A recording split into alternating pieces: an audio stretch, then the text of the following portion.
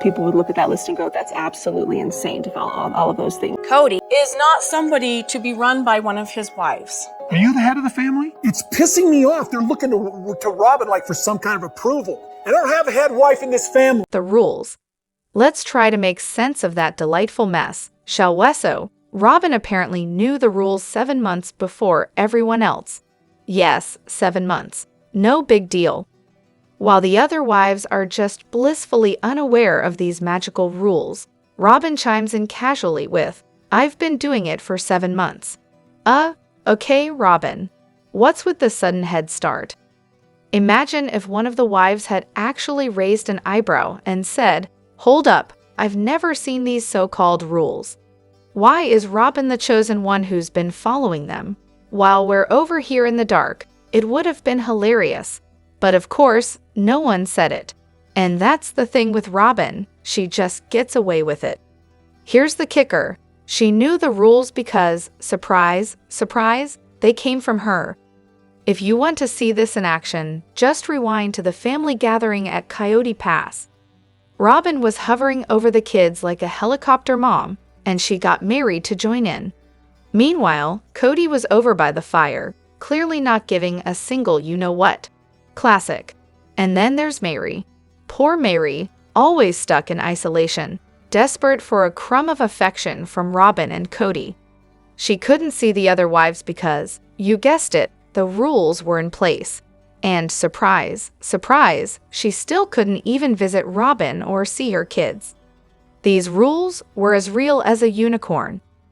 Speaking of these rules, how believable is it that Robyn and Kody were disinfecting every grocery item and sanitizing their mail for 7 months? Come on. Sure, leaving mail outside for 24 hours. Fine. But doing the full sanitization routine for months on end, not buying it. They were playing it up for the cameras. And don't even get me started on Kody's hypocrisy. He couldn't go to Christine's because she hung out with Janelle. Really? But Robyn could have a stranger, Aka the nanny, coming in and out of her house daily. Okay, Kody. The whole thing is just a web of conveniently enforced rules that only seem to apply when it suits him.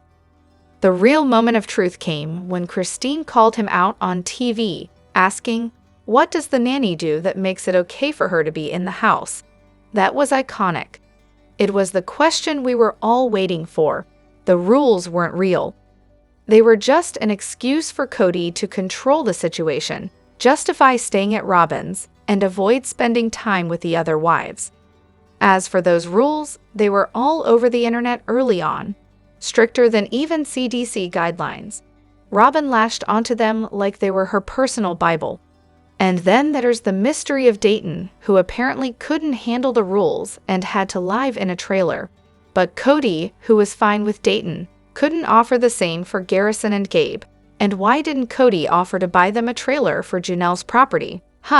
Oh right, because that wouldn't fit into his power play. Kody made no effort to spend time with the family outdoors, which would have been the perfect opportunity to stick to the rules and still bond. But no. He was content being a ghost while Robyn controlled the narrative. He kept changing the rules at will, depending on what was easiest for him. In the end, the rules weren't about family, safety, or even common sense. They were about control and who had the upper hand. Classic Kody and Robyn. We've got so much to dive into today, so let's not waste any time.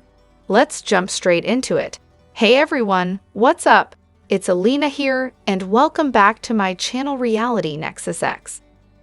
Janelle's take on Meri and Kody's divorce was fascinating, especially her comments about how everything was going to change now that Kody had dumped Meri to marry Robyn. Christine was practically glowing with joy, but Janelle, not so much. She made some cryptic remark about the dynamics shifting and how that wouldn't be a good thing. Honestly, it was the kind of statement that left you itching to ask her to elaborate, especially now, in hindsight. What exactly did she mean by that? And here's the kicker.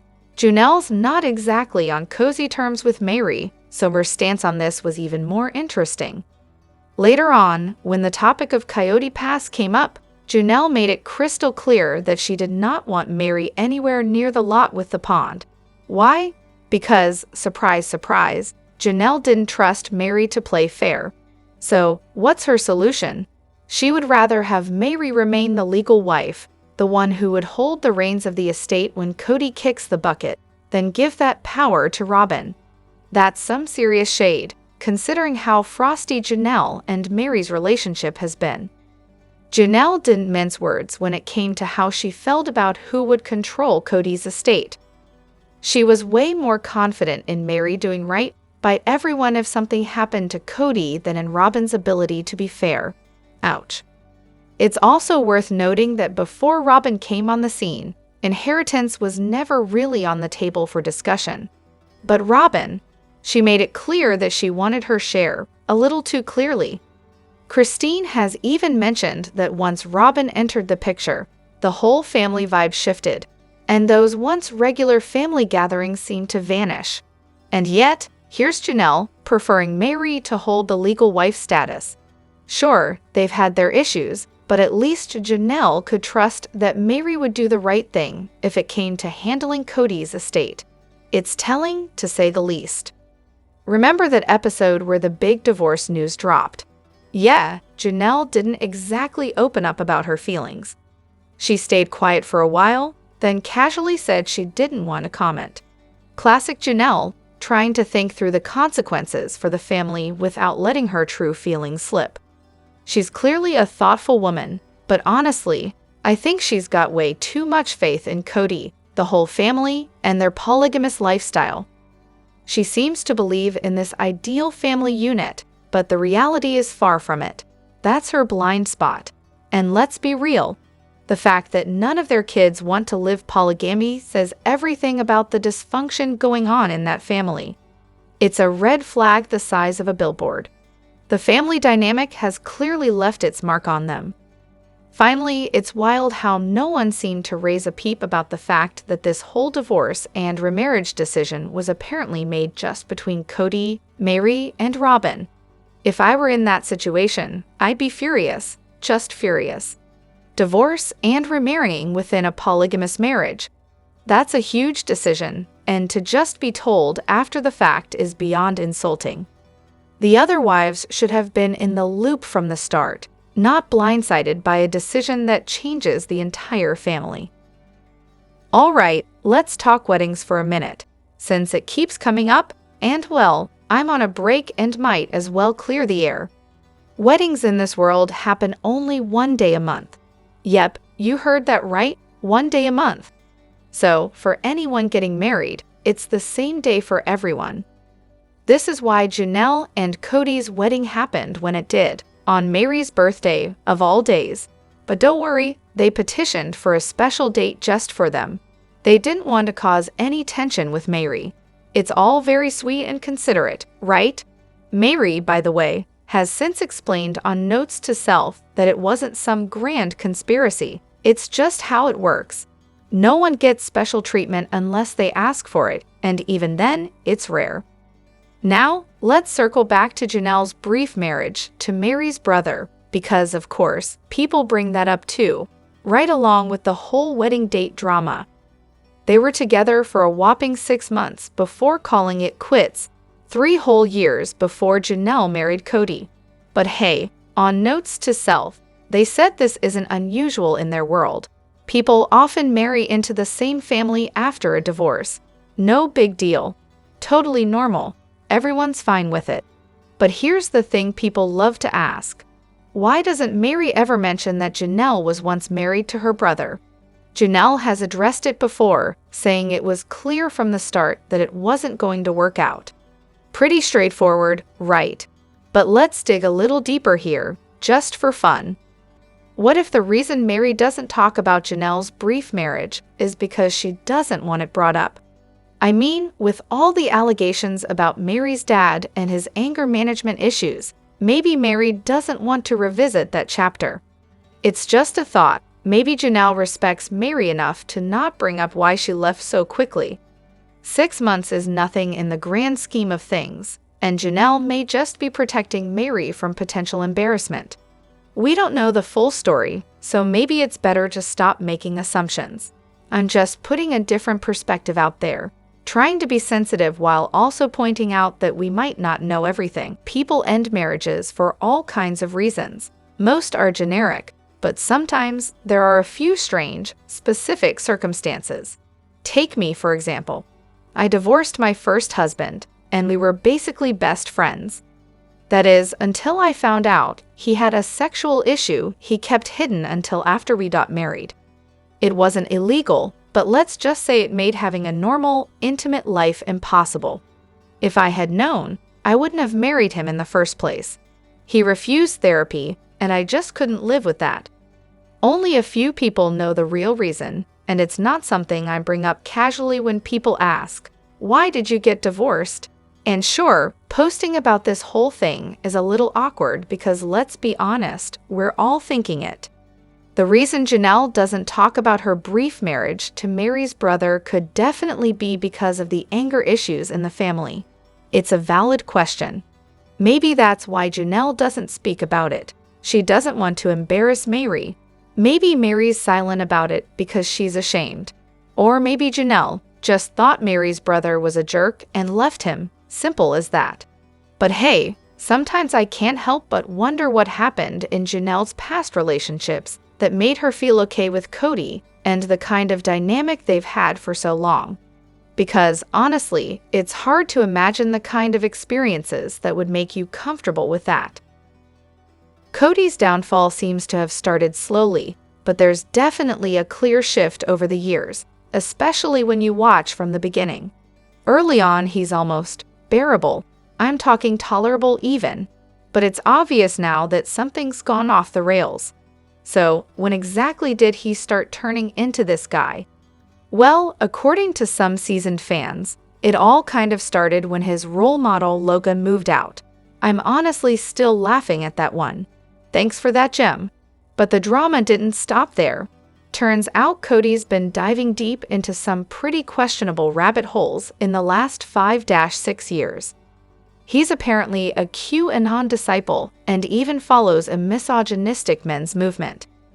When you piece all this together, it starts to make a lot of sense.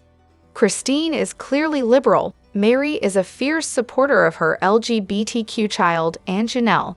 She got vaccinated, big red flags if you're Kody, apparently. The only one who still seems to be in sync with his increasingly extreme views is Robyn. No surprise there. And oh, speaking of Robyn, that whole move to Flagstaff. Yeah, that didn't help. Some people even think Kody might have been taking testosterone, which could explain his aggressive mood swings. But honestly, I think the real issue is that he just stopped wearing the mask over time. Maybe that's true for all of them. At the start, they were all playing a part, pretending everything was fine. But as the kids grew up, the cracks started to show.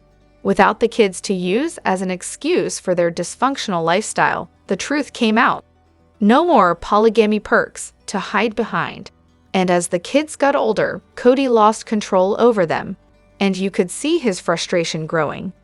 Let's be real here though. He's always been garbage. He's just a more obvious version of it now. Kody Brown, where do I even begin?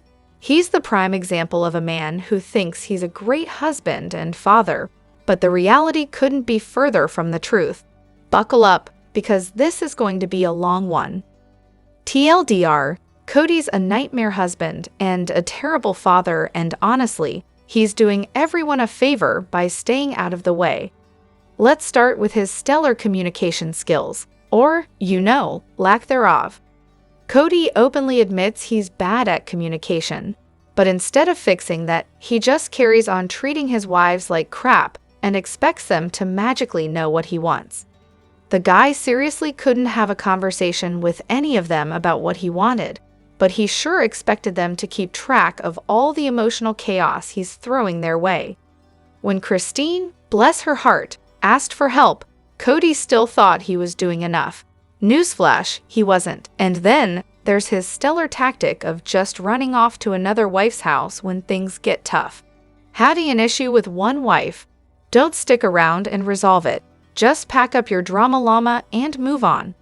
He literally does this on the regular, like a spoiled child who doesn't want to deal with any consequences. It gets worse.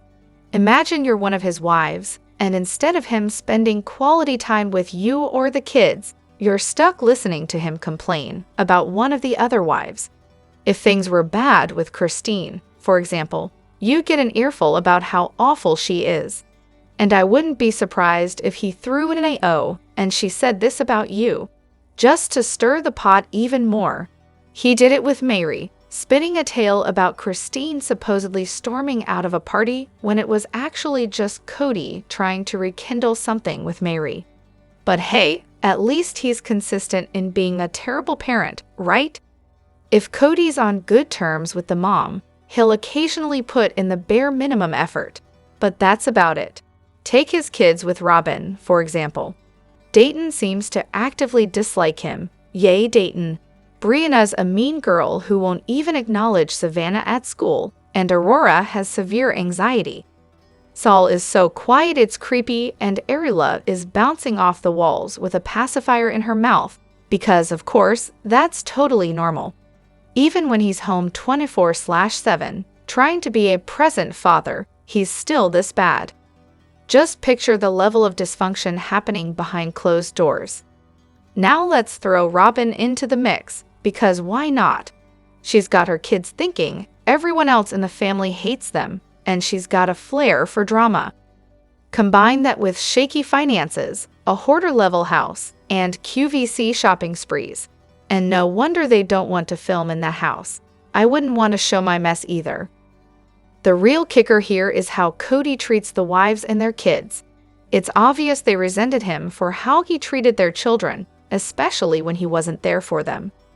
Meri's probably the only one who didn't feel as bad, since she only had Leon, but Janelle and Christine, they were stuck picking up the slack.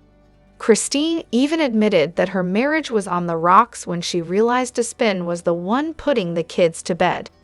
Sure, Christine wanted more time with Kody, but she also wanted him to be a parent. When the pandemic hit, Christine realized she could do it all herself, and, spoiler alert, life was easier without him. Christine even made an excellent move when she negotiated her way out of Coyote Pass, trading that mess for her own house. Smart move, Christine. As for Kody, he just kept flapping his gums, thinking he could emotionally manipulate his wives into staying by making them feel like crap. Like, seriously, does he even hear himself? Let's not forget the financial abuse. Christine casually mentioned that she had to hustle for her income while pregnant and struggling to get Isabel's surgery covered. None of the wives besides Robyn got financial support from Kody. In fact, he hoarded his money like a dragon, leaving the wives to fend for themselves. This is why they all had to work, and some older kids got parentified along the way. Meanwhile, Kody didn't even consider hiring a nanny. It's no wonder the kids had to step up. Kody sure wasn't doing it. And that brings us to the moment Christine told him she was leaving. Classic Kody, acting like he owned everything, saying that if she left, she'd be leaving with nothing. But Christine played her cards wisely and negotiated her way out by trading her share of Coyote Pass for her house and the proceeds from the sale. Total power move, Christine. Even with Robyn, Kody's still a disaster. He admits he's ruining things, and it's not hard to see why. He's bitter, controlling, financially irresponsible, and a generally terrible parent. Robyn isn't exactly blameless, but honestly, being married to Kody now is basically a punishment.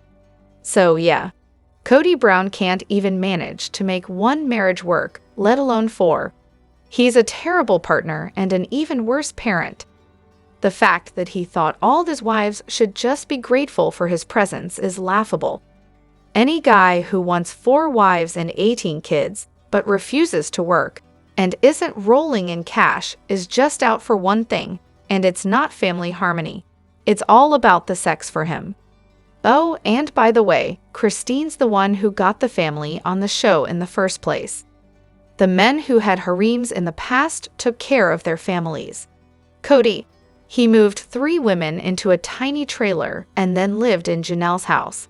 Always the winner. That one, Kody and Meri's reconciliation. It's a real gem of a story, isn't it? In the tell-all, Kody claims he wanted to make amends with Meri for ages, but poor Christine was just so upset with him that he couldn't do it. Convenient, right? It's almost like he's trying to sell us this narrative that he had good intentions, but was somehow forced to sit on them. Everyone's pretty much agreed that this is a total lie. I mean, how do you want to reconcile with someone when you never actually try? And the whole Christine convinced me not to excuse. Yeah, that's a stretch. Gwen doesn't think her mom would stop Kody from doing anything. And frankly, she doesn't even believe her dad would lie about something like that. But after watching the episodes, it's hard to not call BS on this one. And then we get this masterpiece where Kody claims the sweet gesture that made him reconsider things with Meri was Rice Krispies treats for their anniversary. But here's the kicker. On the same day, he told Meri she should stop waiting for him because he's not coming. That's some top-tier lying right there. So, no, Kody, we're not buying the Rice Krispies treats storyline as the moment you suddenly wanted to work things out. The truth is, Kody's just trying to throw shade at Christine out of spite long after the fact. He's playing this victim card with Meri and trying to make it sound like he almost made an effort, but really, he wasn't even close. And let's not forget, on season 17, Kody flat out admitted he lied, or as he likes to call it, being creative, to get what he wanted. Remember when he knew Arizona wasn't going to take Truly away, but spun it to get Christine to cave? Classic Kody move, lie when it suits him. As for Gwen, well, she had no idea how bad things really were between Kody and Meri. She thought they were actually trying to work on their relationship. But then she hears Kody say he wouldn't care if Meri found a new partner because he doesn't consider himself married to her anymore. So much for that reconciliation.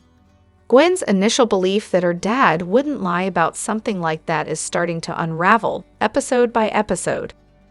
Meri's version of the Rice Krispies moment is, predictably, a bit different. She says nothing like that ever happened. The scene where Kody supposedly got all warm and fuzzy over the Rice Krispies treats.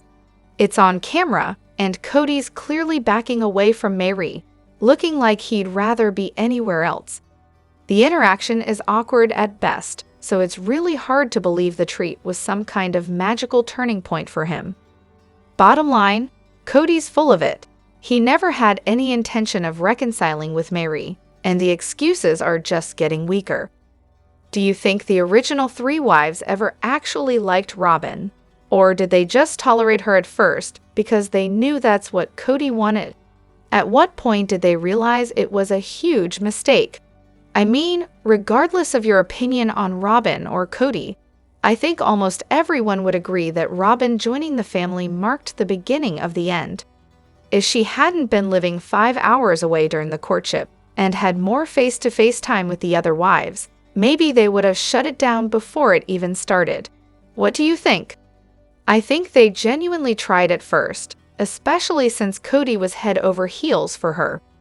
But then came the whole dress incident, and Robyn's constant victim routine every time she sat down on that couch and refused to take any accountability. It didn't take long for the other wives to see that Robyn was getting away with things they never could have dreamed of. And suddenly, the guy they thought was a good husband and father was only being a good dad to the kids Robyn had. That's when they realized this wasn't what they signed up for. They didn't want their kids stuck with a lousy dad. It's a sad truth that a lot of women stay in emotionally abusive relationships way too long, and often, they only find the strength to leave when they see how it's affecting their children. Here's my theory. I think Kody pressured them into going along with it, partly because they needed the show to stay afloat financially. With so many kids to take care of, it probably seemed like the only workable solution at the time. They had no way of knowing it would completely unravel a family.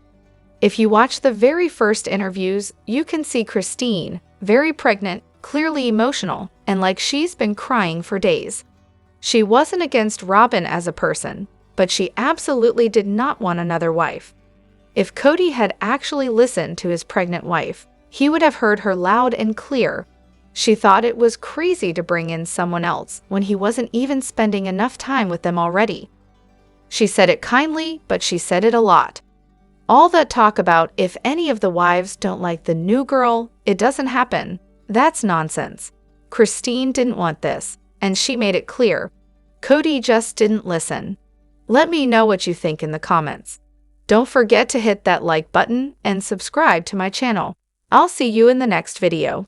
Take care and much love to you all.